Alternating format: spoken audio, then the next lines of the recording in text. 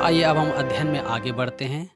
और याकूब अपने भाई एसाव से मिलने जा रहा है, लेकिन वह अपने दासों को आगे आगे भेजता है और कहता है, जब तुम मेरे भाई एसाव से मिलो तो उसे मेरे प्रभु एसाव कहकर संबोधन करना और सारी बातों में ऐसे ही कहते रहना, और अंत में उससे कहना कि हम आपके दास याकूब के सेवक हैं। मित्रों, इससे पहले याकूब ने इस तरह की बातें कभी नहीं कही थी। उसने पहलौठे के अधिकार को पाने के लिए शर्त रखी थी और उसे प्राप्त भी कर लिया था। यहाँ तक कि उसने उसकी आशीष भी चुरा ली। वह एक धूर्त था, परंतु अब उसकी बातचीत का ढंग बिल्कुल भिन्न है। मैं सोचता हूँ कि शायद उसने कुछ बातें मामा लाबान से सीख ली थी, जैसे मेरे प्रभु एसाव, यह तेरा दास याकूब है। मित्रों, आइए अब हम उत्पत्ति की पुस्तक उसके 32 अध्याय के 6 पद को पढ़ते हैं। और दूतों ने याकूब के पास लौटकर कहा, हम तेरे भाई एसाव के पास गए थे और वह भी तुझसे भेंट करने को आ रहा है और उसके साथ 400 पुरुष हैं। मित्रों, इस संदेश ने याकूब को बहुत ही डरा दिया, क्योंकि वह यह नहीं जानता था कि इसका क्या अर्थ है। एसाव ने अपने भाई से मिलने के बारे में दासों को कुछ भी ज्यादा नहीं बताया था। मैं यह मानता हूं कि याकूब ने उन सेवकों से पूर्ण रूप से पूछताछ की होगी। पूछा होगा कि क्या तुमने उसके चेहरे पर कोई शत्रुता या कड़वाहट या घृणा के चिन्ह मेरे प्रति देखे। मैं सोचता हूं कि उनमें से एक ने कहा होगा, नहीं, ऐसा कुछ नहीं था, लेकिन उसे देखकर लग रहा था कि उसे आपके बारे में जानकर खुशी हो रही थी कि आप उससे मिलने आ रहे हैं, और इसलिए अब वह भी आपसे मिलने आ रहा है। परंतु सच तो यह है कि एसाव का खुश दिखना याकूब के अंदर अशांति को उत्पन्न कर रहा था। उसे लगने लगा कि हो सकता है एसाव इसलिए खुश है कि वह याकूब से अब अपना बदला ले सकता है। जो भी हो, याकूब इस बात से बहुत ही दुखी था कि उसका भाई खुश है। मित्रों, अब हम उत्पत्ति की पुस्तक उसके 32 अध्याय के 7 और 8 पद में पढ़ते हैं। तब याकूब बहुत डरा और घबरा गया, और उसने उन लोगों को जो उसके साथ थे और भेड़ बकरियों, गाय बैलों और ऊंटों को 2 दलों में बांट दिया, क्योंकि उसने कहा, यदि एसाव आकर एक दल पर आक्रमण करे तो दूसरा दल भागकर बच जाएगा। मित्रों, याकूब सोचता है कि वह बुरा फंस गया है। जैसे ही उसे पता चला कि उसका भाई उससे मिलने आ रहा है, उसने अपने लोगों को 2 समूह में बांट दिया, क्योंकि वह बहुत चतुर था। उसने सोचा कि यदि उसका भाई एक दल पर आक्रमण करता है तो उसका दूसरा दल बच सकता है, अर्थात भाग सकता है। मित्रों, अब आगे ध्यान दीजिए कि याकूब क्या करता है। वह अपनी व्यथा या दुख में परमेश्वर से निवेदन करता है, जिसे हम उत्पत्ति 32 अध्याय उसके 9 और 10 पद में पढ़ते हैं। याकूब ने कहा, हे परमेश्वर, मेरे दादा इब्राहिम और मेरे पिता इसहाक के परमेश्वर, हे यहोवा, तूने तो मुझसे कहा था कि अपने देश में अपने संबंधियों के पास लौट जा और मैं तुझे संपन्न करूंगा। मैं तो तेरी सब करुणा और सब सच्चाई के उन कामों के योग्य नहीं हूँ जो तूने अपने दास पर प्रकट किए, क्योंकि मैं तो केवल अपनी लाठी लेकर यरदन के पार गया था, और अब तो मेरे पास 2 दल हो गए हैं।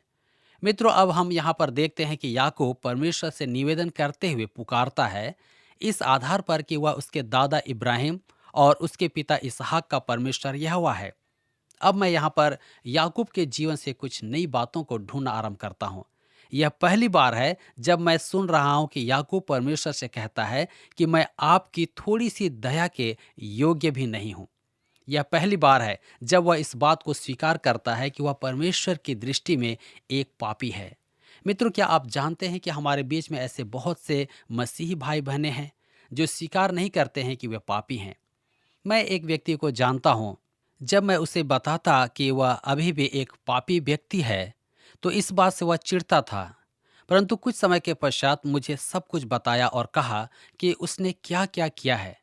परंतु अब वह उद्धार पा चुका है और वह पापी नहीं रहा, क्योंकि प्रभु ने उसे बचा लिया है। मित्रों, मैं आपको बताना चाहता हूं कि अभी भी वह एक पापी है। हम सब पापी हैं और सिर्फ अनुग्रह के द्वारा बचाए गए हैं। जब तक हम इस पृथ्वी पर हैं, हमारा पुराना स्वभाव हम में बना रहता है और हम इस लायक भी नहीं हैं कि हम स्वर्ग में जा सकें। और क्या आप जानते हैं कि परमेश्वर पुराने स्वभाव को स्वर्ग में प्रवेश करने नहीं देंगे। मैं भी स्वर्ग में नहीं जा सकता, और यही कारण है कि परमेश्वर को मुझे एक नया स्वभाव देना पड़ा। पुराना स्वभाव सुधारने के योग्य भी नहीं था। अब यहाँ पर याकूब का कहना आरंभ होता है, और वह इस योग्य नहीं है। जब कोई व्यक्ति इस आधार पर परमेश्वर की ओर बढ़ता है तो उसे पता लगेगा कि परमेश्वर उसके साथ बातचीत करते हैं, अर्थात वह इस बात को महसूस करता है कि परमेश्वर उससे बातें कर रहे हैं। मित्रों, यहाँ पर याकूब एक बहुत ही रोचक बात कहते हैं कि मैं तो केवल अपनी लाठी लेकर यरदन के पार गया था और अब मेरे पास दो दल हो गए हैं। जब वह यरदन नदी के पार गया तो सिर्फ उसके साथ लाठी और एक लाठी लेकर वो निकला था। उसके पास सिर्फ एक ही लाठी थी और अब वह वापस आ रहा है और उसके पास दो दल हैं। उत्पत्ति की पुस्तक उसके 32 अध्याय उसके 11 और 12 पद में हम आगे पढ़ते हैं। मैं विनती करता हूँ कि मुझे मेरे भाई एसाव के हाथ से छुड़ा, क्योंकि मैं उससे डरता हूँ। कहीं ऐसा ना हो कि वह आकर मुझ पर आक्रमण करे और माताओं और बच्चों सहित मारूंगा, जिनकी गिनती नहीं हो सकती। मित्रों, यहाँ पर हम देखते हैं कि याकूब सही में परमेश्वर को पुकारता है। वह रात याकूब के लिए बहुत ही कष्टमय रात रही होगी। उस समय उसके पास कोई नींद की दवा भी नहीं थी जिसे खाकर वह सो सके। वह रात भर बेचैन रहा होगा।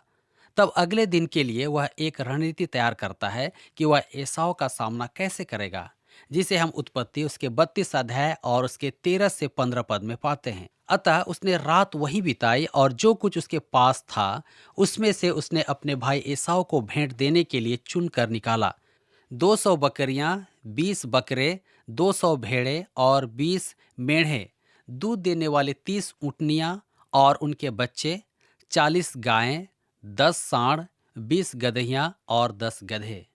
यहाँ पर हम देखते हैं कि याकूब अपने जानवरों के द्वारा बहुत उदार और अच्छा व्यवहार करता है, अर्थात अपने भाई को भेंट के रूप में देने के लिए अच्छा जानवर चुनता है।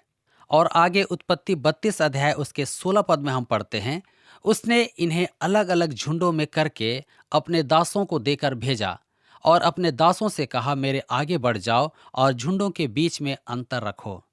मित्रों, यह याकूब का तरीका था। वह अपने एक झुंड को अच्छी और कीमती वस्तुओं के साथ अपने भाई से मिलने के लिए भेजता है। और जब वह पहला झुंड वहां पहुंचता है तब एसाव पूछता है कि यह क्या चीज है। तब याकूब के दास जवाब में कहते हैं कि हम तेरे भाई याकूब की तरफ से तेरे लिए ये भेंट लाए हैं।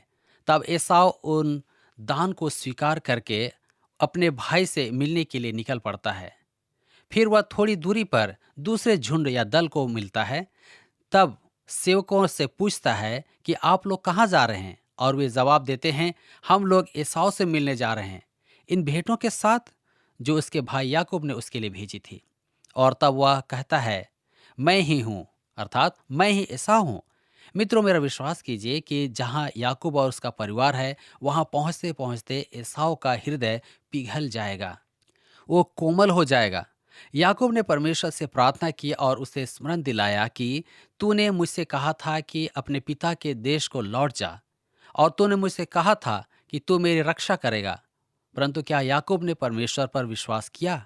जी नहीं। वह आगे बढ़ता है और अपने तरीके से इसका प्रबंध करता है, जो यह प्रमाणित करता है कि वह परमेश्वर पर विश्वास नहीं करता है। मित्रों, मुझे डर लगता है क्योंकि अक्सर हम भी कई बार ऐसी ही अवस्था में होते हैं। हम में से कई लोग अपनी चिंता व बोझ प्रार्थना में परमेश्वर के पास ले जाते हैं और हम उसे परमेश्वर के सामने बिखेर देते हैं। मैं ऐसा करता हूं और आशा करता हूं कि आप भी ऐसा करते होंगे। और जब हम प्रार्थना कर चुके होते हैं तब हम उठकर उन बिखरे हुए बोझ में से कुछ अपनी पीठ पर फिर से लाद लेते हैं और चलना आरंभ कर देते हैं। हम वास्तव में उस पर पूरा भरोसा नहीं करते हैं। क्या ऐसा नहीं है? हमें जैसा उस पर भरोसा व विश्वास करना चाहिए, हम वैसा विश्वास व भरोसा नहीं करते हैं। आगे हम पदों में पढ़ते हैं, उत्पत्ति 32 उसके 17 से 20 पद में। और उसने आगे के झुंड वालों को यह आज्ञा दी, जब मेरा भाई एसाव तुमसे मिलकर पूछे कि तू किसका दास है और कहाँ जा रहा है और तेरे आगे ये पशु किसके हैं, तब तू कहना, ये तेरे दास याकूब के हैं, जो मेरे स्वामी एसाव के लिए भेजी गई भेंट है। और देख, वह भी हमारे पीछे पीछे आ रहा है। और उसने फिर दूसरे और तीसरे को और उन सब को जो झुंड के पीछे पीछे आ रहे थे आज्ञा दी कि जब तुम एसाव से मिलो तो इसी प्रकार कहना, देख, तेरा सेवक याकूब भी हमारे पीछे है, क्योंकि उसने सोचा कि मैं अपने आगे उसके लिए भेंट भेजकर उसे प्रसन्न करूंगा और फिर उसके दर्शन करूंगा। हो सकता है कि वह मुझे ग्रहण कर ले। मित्रों, यह याकूब की योजना थी कि एसाव एक झुंड के बाद दूसरे झुंड से मिलेगा, अर्थात एक के बाद दूसरे से। और आगे हम उत्पत्ति की पुस्तक उसके 32 अध्याय उसके 21 से 23 पद को पढ़ते हैं। अतः भेंट उससे पहले पार उतर गई और उस रात वह स्वयं तंबू में रहा। वह फिर उसी रात को उठकर अपनी दोनों पत्नियों और दोनों दासियों और 11 पुत्रों को लेकर यबोक नदी के घाट के पार उतर गया। उसने उन्हें नदी के पार उतार दिया और अपना सब कुछ पार भेज दिया। मित्रों, यही वह महान रात थी जिसमें याकूब को एक महान अनुभव प्राप्त हुआ। याकूब नदी जिसे उसने पार किया, वह क्षेत्र बहुत ही निर्जन और सुनसान था। मित्रों, वर्तमान समय में वहाँ का दृश्य बहुत ही सुंदर है, क्योंकि वहाँ तक पहुँचने के लिए संयुक्त राष्ट्र संघ ने जॉर्डन हेसमाइड राज्य की तरफ जाने के लिए एक बड़े सुंदर रोड बनाए हैं, जो उसी क्षेत्र में हैं। वहाँ पर ऐसी और भी बहुत सी चीज़ें हैं जिसे आप उस रास्ते में जाए बिना नहीं देख सकते हैं, क्योंकि यह बिल्कुल निर्जन क्षेत्र है। आप वहाँ पर चरते हुए भेड़ों व यबोक नदी में पानी पिलाते चरवाहों के झुंड को देख सकते हैं, जो बहुत ही मनमोहक लगते हैं। उस नदी के पार करने के लिए पुल भी बने हैं, लेकिन उस स्थान तक पहुंचने के लिए दोनों तरफ पहाड़ों से होकर चलना पड़ता है, जहां काफी दरारें व गुफाएं भी हैं। यही वह स्थान है जहां पर याकूब अपने भाई के डर से आया था। वह खुश नहीं था और उसमें डर और संदेह भरा हुआ था। यहाँ पर आप देखेंगे कि उसने एसाव के साथ अच्छा बर्ताव नहीं किया था। पहलौठे के अधिकार को लेने के लिए जिस तरीके से याकूब ने लिया, परमेश्वर ने उससे कभी नहीं कहा था। परमेश्वर ने उसे दे दिया होता, अर्थात पहलौठापन का अधिकार उसी के लिए होता। और हम देखते हैं कि उस रात याकूब अपने साथ के सभी लोगों को यब्बोक नदी के उस पार भेजता है, परंतु वह अकेला नदी के इस पार ही रह जाता है, यह सोचकर कि यदि उसका भाई एसाव आता है तो वह याकूब को मारेगा, परंतु उसका परिवार बच जाएगा। इसलिए याकूब अकेला वहां पर रुक जाता है। उत्पत्ति की पुस्तक उसके 32 अध्याय उसके 24 पद में हम पढ़ते हैं, तब याकूब अकेला रह गया और एक पुरुष आकर पाँव फटने तक उससे कुश्ती लड़ता रहा। मित्रों, इससे पहले कि याकूब के इस कुश्ती के बारे में देखें, बहुत सी ऐसी बातें हैं जो मैं स्पष्ट करना चाहता हूँ। हम जानते हैं कि याकूब उस रात कुश्ती लड़ा, लेकिन वास्तव में याकूब किसी के साथ कुश्ती लड़ना नहीं चाहता था, क्योंकि पहले से ही वह एक तरफ लाबान की बातें अभी भी उसके हृदय में थी और वह जानता था कि लाबान उसका भला नहीं चाहता है और आगे उसका बड़ा भाई एसाव था। याकूब की शक्ति इन दोनों के आगे कुछ नहीं थी। उसकी हालत ऐसी थी जैसे आगे कुआं और पीछे खाई और वह बीच में हो, और उसे यह भी मालूम नहीं था कि किस ओर भागे या जाए। क्या आप सोचते हैं कि उस रात वह किसी तीसरे विरोधी की भी उम्मीद कर सकता था? मैं नहीं सोचता कि उसे कोई इच्छा रही होगी कि वह किसी तीसरे विरोधी के साथ लड़ाई करे या मोल ले। कुछ वर्ष पूर्व एक पत्रिका में खेल जगत के स्तंभ में एक महान कुश्तीबाज को वोट देने के संबंध में लिखा था। उसमें लिखा गया था कि इतिहास में सबसे अधिक प्रसिद्ध खिलाड़ी को एक भी मत नहीं मिला जिसने याकूब के साथ कुश्ती की थी। और किसी ने पत्रिका के संपादक को पत्र लिखा जिसमें लिखा था, क्या आप मुझे इस कुश्तीबाज या पहलवान याकूब के बारे में कुछ बता सकते हैं? उस पत्रिका के लेखक ने इससे पहले याकूब के बारे में कुछ भी नहीं सुना था और वास्तव में उसने कभी बाइबल भी नहीं पढ़ी थी। याकूब कोई कुश्ती लड़ने वाला नहीं था, इसलिए हम इसे आरंभ में ही स्पष्ट कर देते हैं ताकि आप भी संदेह में न रहें। उस रात याकूब अकेला था, क्योंकि वह अकेला रहना चाहता था और वह किसी तरह की लड़ाई का इंतजार नहीं कर रहा था। मित्रों, बहुतों के मन में यह प्रश्न उठता है कि उस रात याकूब से कुश्ती लड़ने वाला कौन था। इसके बारे में बहुतों ने अपने कल्पनात्मक उत्तर भी दिए हैं और लोगों को संतुष्ट करने का प्रयत्न भी किया है, परंतु मैं समझता हूं कि यह कोई और नहीं है परंतु यीशु मसीह है, जो मानव देह से पूर्व, पृथ्वी में आने से पूर्व का रूप है। क्योंकि होशे की भविष्यवाणी में हम इसके कुछ प्रमाण को पाते हैं। तो आइए हम होशे की पुस्तक उसके 12 अध्याय और उसके 1 से 5 पद को पढ़ें, जहां पर लिखा है, एप्रैम हवा से पेट भरता है और बार बार पुरवाई की पीछा करता है। वह झूठ और हिंसा को बढ़ाता है। इसके अतिरिक्त वह अश्शूर से वाचा बांधता है और मिस्र को तेल पहुंचाता है। यहूदा पर भी यहोवा का एक अभियोग है, वह याकूब को उसके आचरण के अनुसार दंड देगा वह उसके कार्यों के अनुसार उसे प्रतिफल देगा। गर्भ में उसने अपने भाई की एड़ी पकड़ी और बड़े होने पर वह परमेश्वर के साथ लड़ा। हाँ, वह स्वर्गदूत से लड़ा और प्रबल हुआ। उसने रो रो कर उससे अनुग्रह चाहा। बेतेल में उसको यहोवा मिला और वहीं उसने, हाँ, सेनाओं के परमेश्वर यहोवा ने हमसे बातें की। उसका नाम यहोवा है। मित्रों, यहाँ पर लिखा है उसका नाम यहोवा है या यहोवा उसका नाम है। यह कोई और नहीं परंतु यहोवा परमेश्वर थे, देह धारण करने से पूर्व वाले यीशु मसीह, जिन्होंने उस रात याकूब के साथ कुश्ती लड़ी। हम उत्पत्ति की पुस्तक 32 अध्याय उसके 25 पद में पढ़ते हैं। और जब उन्होंने देखा कि मैं उस पर प्रबल नहीं होता, तो उसने उसकी जांग की नस को छुआ। इसलिए याकूब की जांग की नस कुश्ती लड़ते समय जोर से उखड़ गई। मित्रों, हम यहाँ पर देखते हैं कि याकूब इस कुश्ती में आसानी से हार मानने वालों में से नहीं था। वह उन लोगों की तरह नहीं था जो हार मान लेते, और परमेश्वर का दूत उस पर प्रबल होने के लिए संघर्ष कर रहा था। और अंत में उसने देखा कि सुबह होने वाली है और याकूब उसे जाने नहीं दे रहा है। तब उसने उसके जांग की नस को छुआ। उसने उसे पंगु बनाया, अर्थात याकूब लंगड़ा हो गया। आगे हम उत्पत्ति 32 उसके 26 पद में पढ़ते हैं। तब उसने कहा, मुझे जाने दे, क्योंकि भोर होने वाला है। परंतु याकूब ने कहा, जब तक तू मुझे आशीर्वाद न दे, मैं तुझे न जाने दूंगा। मित्रों, अब यहाँ पर क्या होता है कि याकूब कुश्ती नहीं लड़ रहा है, परंतु सिर्फ उसे पकड़े हुए है। वह सिर्फ उसे पकड़े हुए है और जाने नहीं दे रहा है। उसने इस बात को जान लिया कि परमेश्वर के साथ संघर्ष करके और उसका मुकाबला करके वो कहीं का नहीं रहेगा। आप सिर्फ उसमें बने रहने के द्वारा और उसे पकड़े रहने के द्वारा ही बच सकते हैं या कुछ बन सकते हैं। अन्यथा इब्राहिम ने अपने जीवन में इस बात को सीखा और इसलिए उसने परमेश्वर को आमीन कहा, अर्थात ऐसा ही हो। उसने परमेश्वर पर विश्वास किया और परमेश्वर ने उसे उसके लिए धार्मिकता गिना। इब्राहिम अपने विश्वास के द्वारा जीवन की डोर के अंतिम छोर पर पहुंचा और उसने अपनी बाहों से परमेश्वर को आलिंगन दिया। मेरे प्रिय मित्रों, जब आप भी ऐसी कठिन परिस्थिति में होकर गुजरते हैं, तब हम परमेश्वर पर भरोसा और विश्वास करते हैं। जब आप उसे थामे रहने की इच्छा रखते हैं, तब वह आपकी सहायता करने के लिए तैयार और तत्पर रहते हैं। लेकिन क्या आप इब्राहिम की तरह या याकूब की तरह उसे थामने की इच्छा रखते हैं? यदि आप परमेश्वर से सहायता पाना चाहते हैं, तो आपको उसे थामना होगा। हम आगे देखते हैं कि याकूब का नाम बदलकर इसराइल हो जाता है। उत्पत्ति की पुस्तक 32 अध्याय उसके 27 और 28 पद में लिखा है, तब उसने पूछा, तेरा नाम क्या है? और उसने कहा, याकूब।